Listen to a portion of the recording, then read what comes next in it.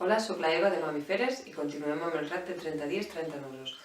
Avui us porto el nus Poppins a la cadera. Per fer-lo necessitem un folar com a mínim de talla 3 i jo ho faré amb aquest Little Frog que és de talla 3.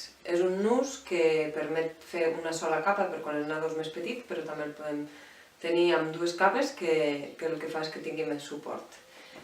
Localitzem el centre del nostre folar i el deixem preparat.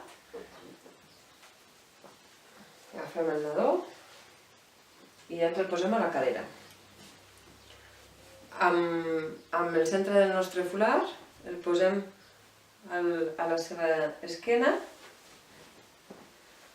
dos dits per damunt de la seva orella per tal que si s'adormís poguéssim donar-li suport al cap i passem tela entre el nadó i jo. Fent-li així una bosseta i ara el que faríem seria agafar l'extrem superior i passar-lo cap damunt de l'espatlla contrària. Vigilant sempre que, com veieu aquí, la cama se li ha quedat atrapada. Doncs el que hauríem de fer és soltar-la i aconseguir que la bosseta li arribés de corba, si li arribés aquí a sota del ginoll, però no li quedés el peu atrapat.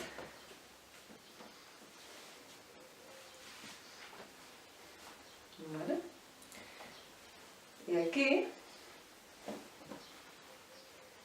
el podem posar tot el lateral que nosaltres vulguem. Com a més lateral impedeix més el moviment d'aquest braç, el qual ha de ser una lateralitat una mica centrada.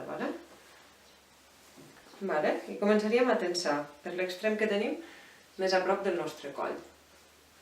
Tensaríem i ara aquí el que hem de fer és aguantar la tensió i el nadó amb la mà contrària. I anem tensant, ratlla per ratlla, punt per punt, tot l'extrem del folar. Sense perdre la tensió, podem aguantar, per exemple, entre les nostres cames i ara seria el moment de passar per sota de l'extrem contrari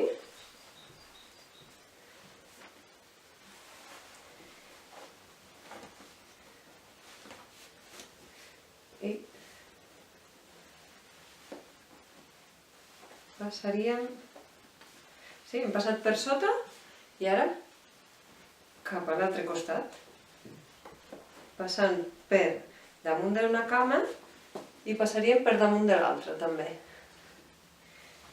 Aquest extrem el podem agafar i aquí faríem el doble nus.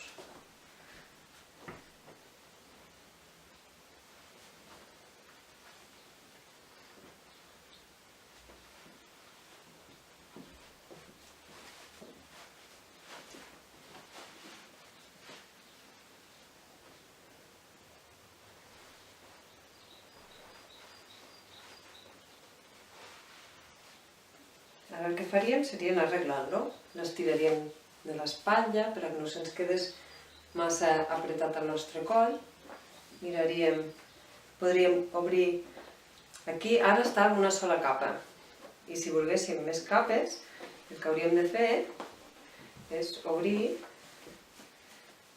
aquesta part de la tela.